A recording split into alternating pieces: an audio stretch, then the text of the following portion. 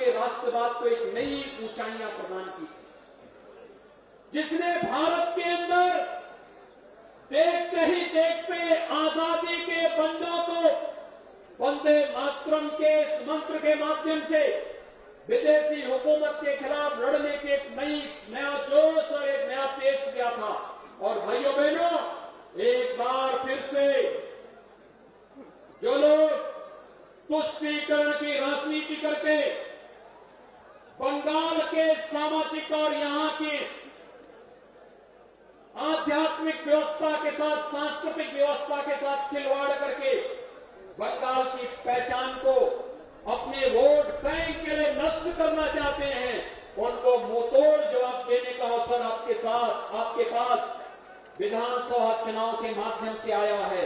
मैं आप सभी का आह्वान करने के लिए आया हूं कि बंगाल की धरती को हम अराजकता की धरती नहीं बनने देंगे। आप निश्चित रहिए, भारतीय जनता केवल अब ये 1 महीने का मात्र समय है। 1 महीने के अंदर एक परिवर्तन जमीन पर उतरता हुआ दिखाई देगा। ये आपका जवाब इस बात को प्रदर्शित करता है। तो टीएमसी के नाम पर जो लोग गुंडागर्दी कर रहे हैं, आप देखते होंगे उत्तर प्रदेश के अंदर जो लोग पहले गुंडागर्दी करते थे, आज वे लोग अपने गलियों में अपने गले में तख्ती बांध करके चलते हैं कि रहम कर दो। और मैं कह सकता हूं, मैं देख रहा था एक तस्वीर,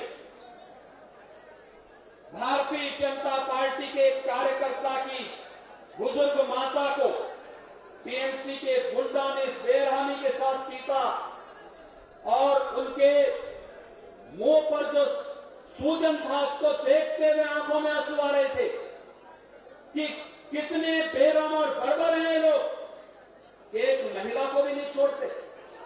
और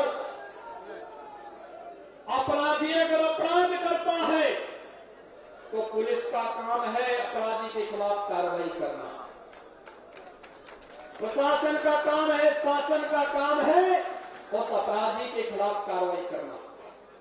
लेकिन अगर शासन और प्रशासन अपराधी के खिलाफ कार्रवाई करने की बजाय वक्तव्य दें कि सूजन तो घर के विवाद का है, ये पीटने से नहीं सूजन आया है, ये सूजन तो दिखाई दे रहा है, मुझे चोट के निशान है।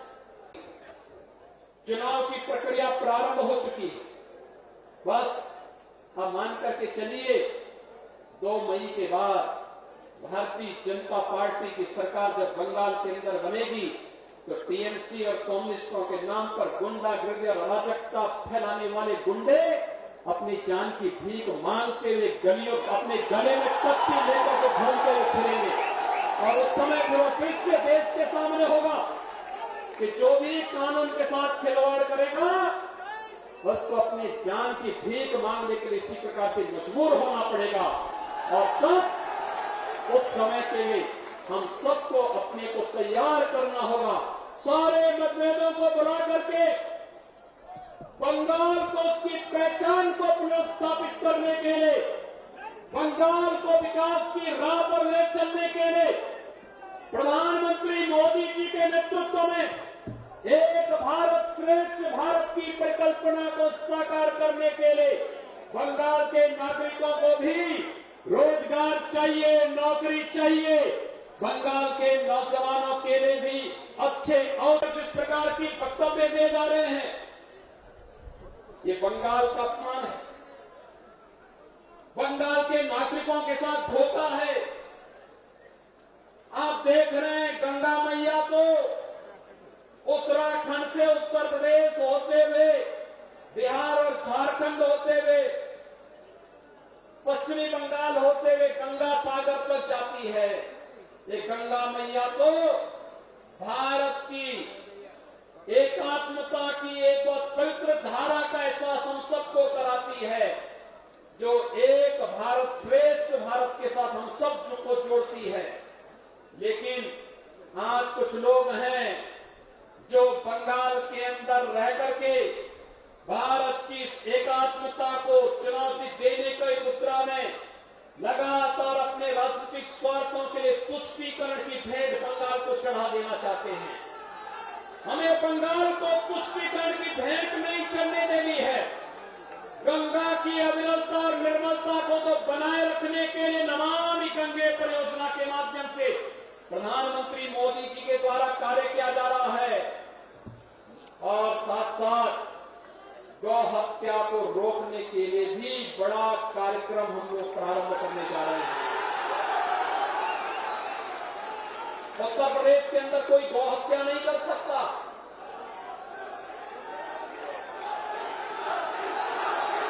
कोई नहीं कर सकता। हमारी सरकार 2017 में आई थी और 2017 में आते ही उत्तर प्रदेश के अंदर गौ तस्करी और इलीगल स्लॉटर हाउसेज एक झटके में बंद हो गए। 24 घंटे के अंदर बंद हुए थे। भारतीय जनता पार्टी की सरकार को लेकर के तो आइए, 24 घंटे के अंदर सभी इलीगल स्लॉटर हाउसेज बंद हो जाएंगे और 24 घंटे के अंदर ये तस्करी भी बंद हो जाएगी। गौ तस्करों को पता लग जाएगा कि गौ तस्करी, इलीगल स्लॉटरिंग और किसी भी प्रकार की अराजकता और अव्यवस्था का क्या दुष्परिणाम होगा। उत्तर प्रदेश के अंदर 4 वर्षों में कोई दंगा नहीं हुआ। किसी पर्व और त्योहार को कोई मनाने से रोक नहीं सकता। कोई भी यात्रा वहां पर आज प्रतिबंधित नहीं है।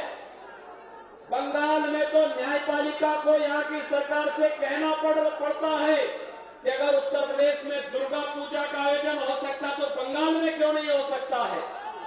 आपको याद होगा जब दुर्गा पूजा का समय और ईद का समय एक से एक ही साथ पड़ा था या मुहर्रम का समय एक साथ पड़ा था तो यहां की सरकार ने मुहर्रम के जुलूस को तो अनुमति दी, लेकिन दुर्गा पूजा के पंडालों में प्रतिबंध लगा दिया था। उत्तर प्रदेश में जब बात आई,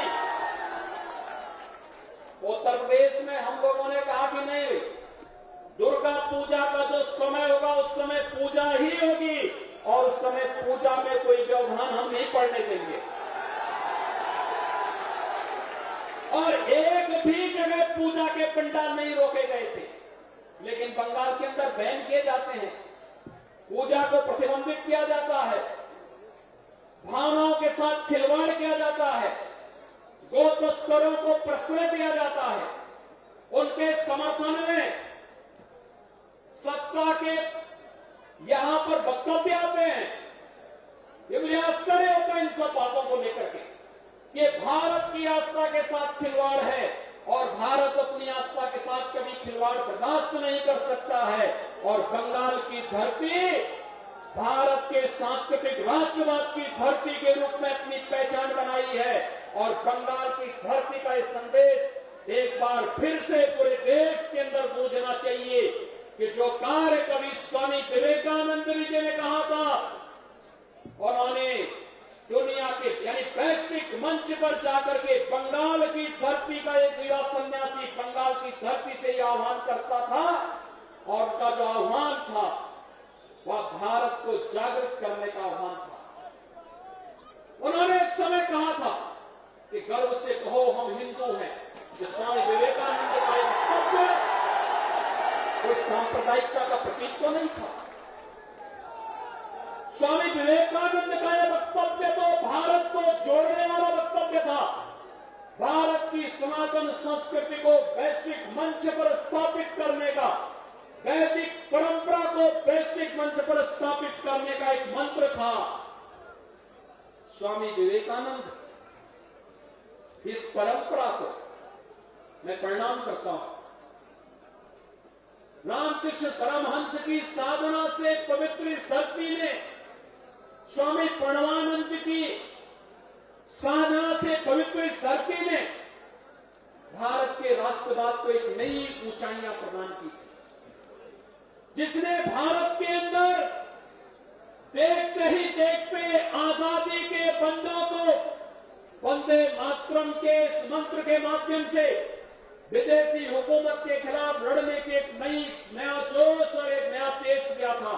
और भाइयों बहनों, एक बार फिर से जो लोग तुष्टीकरण की राजनीति करके बंगाल के सामाजिक और यहां की आध्यात्मिक व्यवस्था के साथ, सांस्कृतिक व्यवस्था के साथ खिलवाड़ करके बंगाल की पहचान को अपने वोट बैंक के लिए नष्ट करना चाहते हैं, उनको मुंहतोड़ जवाब देने का अवसर आपके पास विधानसभा चुनाव के माध्यम से आया है। मैं आप सभी का आह्वान करने के लिए आया हूं कि बंगाल की धरती को हम अराजकता की धरती नहीं बनने देंगे। आप निश्चित रहिए, भारतीय जनता केवल अब ये 1 महीने का मात्र समय है। 1 महीने के अंदर ये परिवर्तन जमीन पर उतरता हुआ दिखाई देगा। ये आपका जवाब इस बात को प्रदर्शित करता है।